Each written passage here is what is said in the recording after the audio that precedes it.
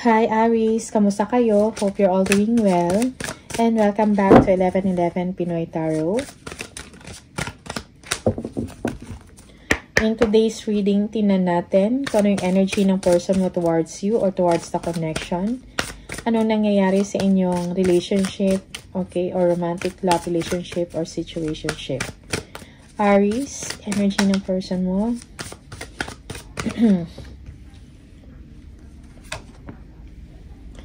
Okay. Para may unfinished business, no? Para sa inyo ng person mo. Siguro, this is an ex, okay? Or, nagkahiwalay kayo, pero malabo yung situation. Okay? Siguro yung iba sa inyo, you are already committed to this person or nasa isang seryoso kayong relasyon, okay?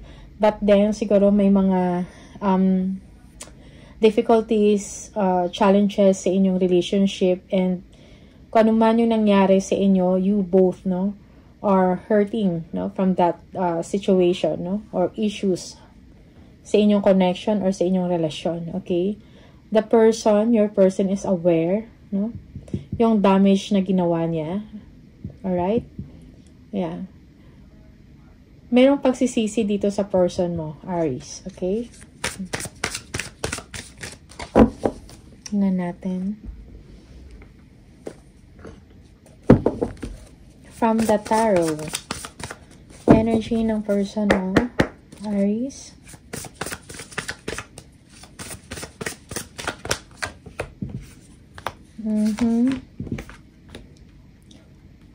Maybe your person is driven, no? Sa kanyang mga ambisyon, maybe sa trabaho niya. Maybe this person is a hardworking person.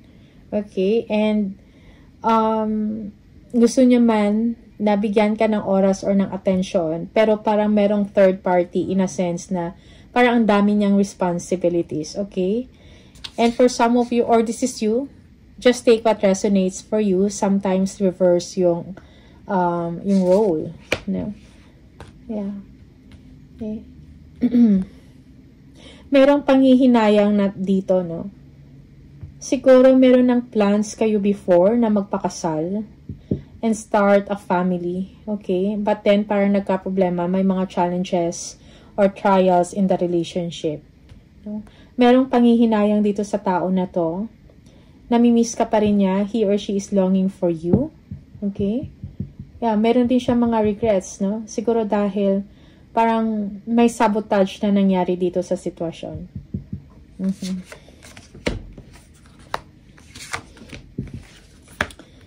Okay. Meron ding third party involved dito for some of you kung kaya't parang hindi nagkaroon ng continuity, no? Ang inyong relasyon. Okay. Parang nag-die down because of other person. Okay. Merong pagsisisi sa tao na to. It's because maybe you, Aries, no? You walk away or umiiwas ka na sa kanya or you're not that interested anymore. Yung parang hindi ka na nagpapakita sa kanya na parang gusto mo pa magstay sa relationship or you don't even want to be committed with him or her, something like that, okay? But again, this person is doing well sa work niya, no? Maybe this person is involved in a creative field, no, or creative industry, an artist, no? Yeah, graphic design, something like that, okay? Or in marketing, advertising, yeah. And he or she is doing well sa trabaho niya or sa craft niya. This person is an attractive person. And actually, marami ding may mga gusto sa kanya, no? Yeah. Okay. He was hurt also sa nangyari sa inyong dalawa. He is recovering, no? Sa mga past pains or mga disappointments, no? Sa inyong relasyon, merong pagsisisi again. This person wants to communicate with you, no? Parang gusto niyang malaman kung anong nangyayari sa inyo. Okay? Gusto niyang mangyari kung anong nangyayari. Yeah, gusto niyang malaman kung anong nangyayari sa inyo or kung ano yung ginagawa ninyo, no? Parang this person also is hoping na mag-communicate ka sa kanya. Okay. Yeah, merong deception, lies dito, betrayal. Yeah. Merong also, maybe this person is, maraming tao din, no, nagkaka-interest sa kanya or nagkakagusto. Okay? Also, he or she has a lot of things, no, na ginagawa. Okay? A lot on his plate or on her plate. Parang ang dami niyang mga ganap sa buhay.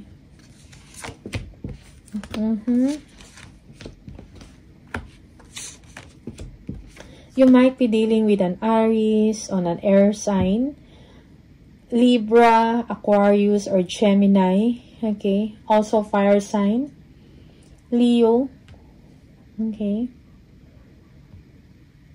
Cancer for some of you. Yeah, this person is feeling left out in the cold. Or naging problema ninyo is parang kulang sa oras, no? Parang kulang kayo ng bonding, something like that. Maybe you were looking sa kanyang attention at saka sa kanyang oras.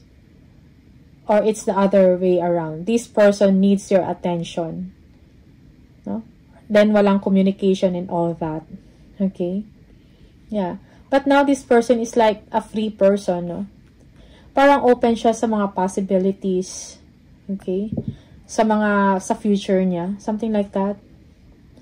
Maybe he or she is in the dating world, no? Open siya sa mga options. Parang may natapos na phase sa buhay niya or sa inyong relationship. Something like that. Okay? Also, for some of you, siguro magkalayo kayo nito. Merong overseas. Okay? Maybe also this person is thinking about visiting you. No? Parang gusto niyo siguro umuwi para ma-meet ka or makipag-bonding sa'yo or makipag-usap, no? Kamustahan. Okay. And yeah, until now, this person, parang special feelings siya towards you, Aries. This person is also, siguro nagdi-dream, no? Nag-iisip siya na sana gusto mo pa rin siya or interested ka pa rin sa kanya. Okay? Yeah. Also, for some of you, you are disappointed with this person, Aries, dahil parang hindi siya gumawa ng initiative or ng action, no? Yung parang may ina-expect ka sa kanya, pero hindi niya na-meet yung expectation na yon. Alright? Yeah.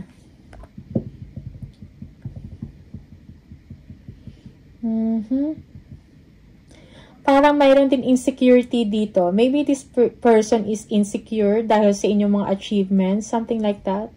Maybe you are the person na accomplished, no? Parang ang dami ng achievements na narating, something like that, or you are successful sa trabaho mo. And also now this person, because of his or her insecurity, at parang kulang siya sa confidence sa sarili, siguro nag-focus na rin siya sa sarili niya, sa trabaho niya, sa finances niya. Okay? This person, for some of you, is siguro single pa rin to hanggang ngayon. And parang nag-enjoy siya sa singlehood niya. Okay? This person is also self-secured or financially secured and stable, something like that. Merong obsessity dito or addiction towards you. For some of you, this person is a toxic person, no? Or matigas din yung ulo, something like that. Parang kung ano yung gusto niya, talagang yun yung masusunod. Okay? To the point na sometimes you feel na parang hindi ka part ng mga plans niya. Alright? Yeah, for some of you, this is the opposite. This is you, Aries, no? Yeah, parang maybe your person is expecting na kasama siya sa mga plano mo, no? Sa buhay. Alright? This person is obsessed, no? Over career advancement, something like that. Parang meron din siyang gustong marating, eh. Okay? Also, yung tao na to, siguro kailangan lang din talaga ng action, no? Sa part niya. Parang ipakita or iparamdam niya sa'yo na gumagawa siya ng paraan na parang, alam mo yun, yung i-prove sa'yo, no? Na talagang gusto niya na paninindigan ka niya. Okay?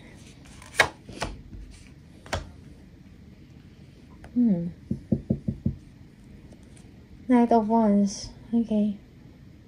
Alright, so this person, parang gusto niya ng freedom, no? Parang gusto niya lang dito ng adventure, no? Okay, parang kung saan yung may mga ganap, doon din siya, yung mga happenings and all that. Like, parang nag-enjoy talaga siya sa kanyang singlehood. Or sa pagiging independent niya. Okay? Kailangan din ng person na to ng disiplina sa sarili, no? At direksyon. Yeah. Okay? For some of you, this person, no? Parang, siguro, you are hoping for this person na ma-awaken. Yung parang magising, no? And, yeah. Most especially about sa inyong dalawa. Okay? Yeah. In the past. Alright? In the past. You might be dealing with the here with Capricorn. Again, fire sign, Aries, Leo. Also, meron ding Pisces dito. Okay? Yeah. Ace of Swords, no? Maybe an air sign, Aquarius and Libra. Okay? Or Virgo.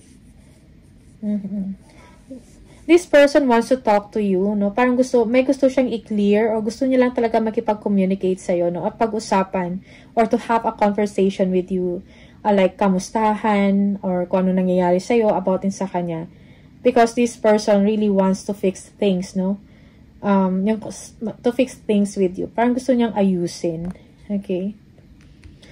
For some of you, this person is a manipulator or deceptive, kumbaga, no? Parang merong deception dito na nangyayari. Okay?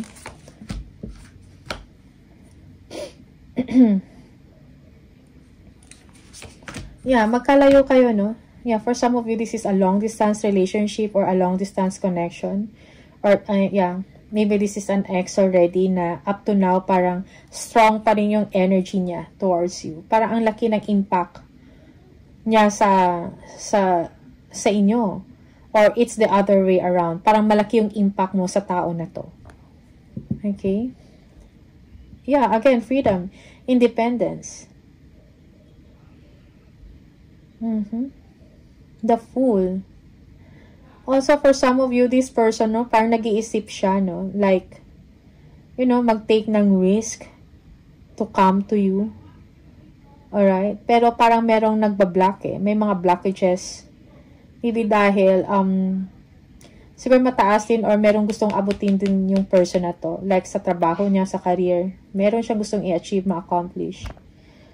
Okay? Siguro gusto niya din ng stability sa buhay niya. Alright? But this person is open for the possibility.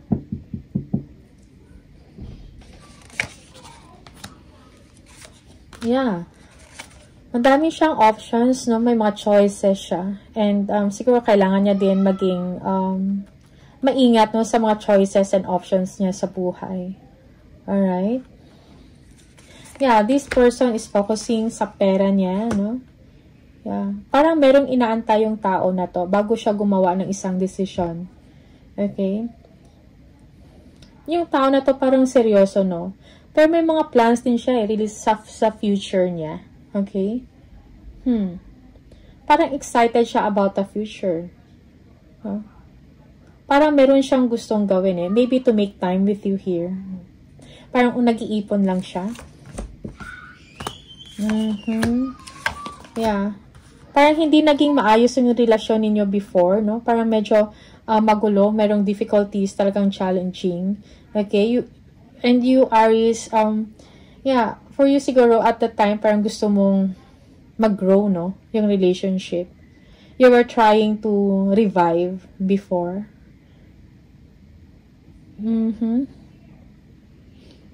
Yung relationship na yon. Okay? But then, ngayon parang nawalan ka na din ng interest. Definitely talagang merong separation dito. And maybe this person is hoping na magkaayos kayo ulit. Okay? Yeah. Now, this person, no? Parang maybe nagkaroon to ng rebirth, no? Awakening yung person na to, no? Spiritually, okay? He or she is awakened. Parang nakita niya na yung totoong value ninyo. Maybe this person also wants a fresh start from you. Yes, hindi ka pa rin niya makakalimutan, Aries. And he or she is making a decision about this. Talagang pinag-iisipan niya ng mabuti. Okay? Sometimes this person is lonely or wants to be alone. Like, parang biniweigh niya yung mga decision niya, no?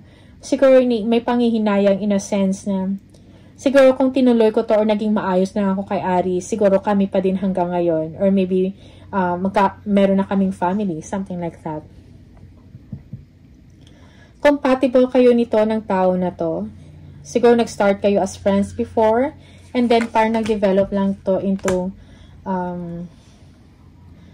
a love relationship. Ganon. Okay? Yeah, you might be dealing here with a Libra and Virgo. Yeah, this person, no, parang nakikita niya na rin, no, yung katotohanan. Merong realization sa part niya. And maybe this person is thinking about apologizing through sa mga gestures niya, something like that.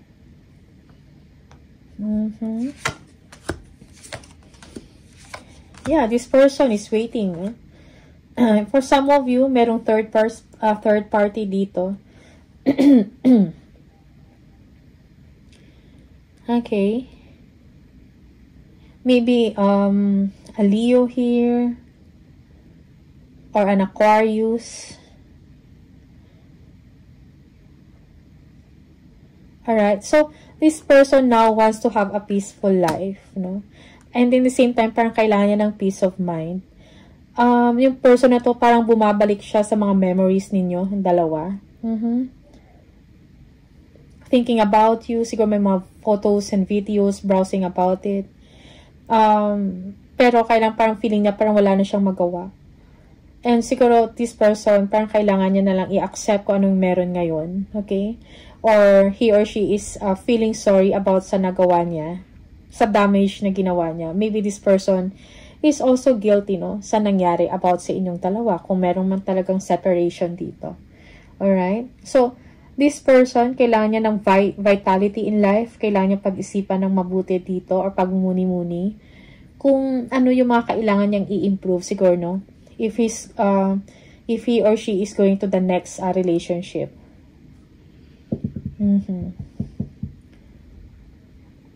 Yeah, this person wants to gusto niya gusto niya maging close sa iyo or mag-apologize, something like that, no? Parang he or she is hoping na mapatawad mo siya. No? That kind of energy. Aries. Okay. Yeah, this person wants to have a family. But then, parang nasayang, no? Parang ikaw yung great love or true love niya. But then, parang unexpectedly, parang nagkaroon nga ng, parang hindi inaasahan ng mga pangyayari na nag-cause ng separation. Okay, yeah, separation. No? Three of Swords. No? And up to now, this person is hurt, no? Kailangan niya mag-heal, maka-recover. Okay? Kailangan niya i-forgive yung sarili niya, i-forgive niya yung other people, or forgive, no? Kung ano man yung kasalanan na nagawa mo or mga shortcomings ninyo. Alright, Aries? Or siya, no? Just take what resonates for you here, but these are the energy. Okay? Tingnan natin, additional message for Aries. Oops. Sometimes, I stay awake thinking about you. See? You don't know how hard it was to let you go. Okay? So, this person cannot let go of you, no? Energetically. Kahit kung physical malayo man kayo. Pero, parang naka-attach pa rin siya sa'yo, no? Yeah. Hindi kanya makakalimutan. Lagi kanyang naiisip. Okay? Parang mahirap sa kanya na i-let go ka. I couldn't let you get close to me. Why? Okay, I don't react when people mention you. Okay? Yeah, for some of you, may issues talaga yung tao na to, no? Maybe ayaw niyang pag-usapan ka. Okay? Sa ibang tao. I want to feel that way again. Alright? Yeah, namimiss ka ng tao na to, Aries.